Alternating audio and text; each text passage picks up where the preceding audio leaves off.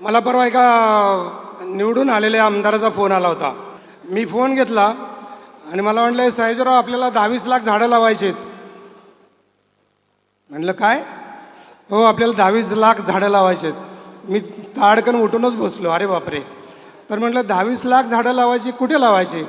आपल्या मतदारसंघात. पण म्हटलं जागा आहे का? हो, सगळं आहे की. म्हटलं 22 लाख झाडांना खूप खर्च येतो. म्हटलं पण याचा मग खर्च कोण करणार? तुम्हीच करायचा. तुम्ही आम्हाला झाडं पाठवून द्या, बाकी चिंता करू नका. अरे बापरे. म्हटलं 30-40 कोटी मी तुम्हाला पाठवून देऊ. म्हटलं छोटं झाड घेतलं तरी एक 10 कोटी खर्च येईल हो. हां, मग तेवढं द्या की, तुम्हाला काय करताय, तुम्ही फक्त झाडं पाठवून द्या, आम्ही हे करून देतो. म्हटलं जागा आणायला ठेवायला. पण म्हटलं एवढे पैसे तर आमच्याकडे नाही येतो.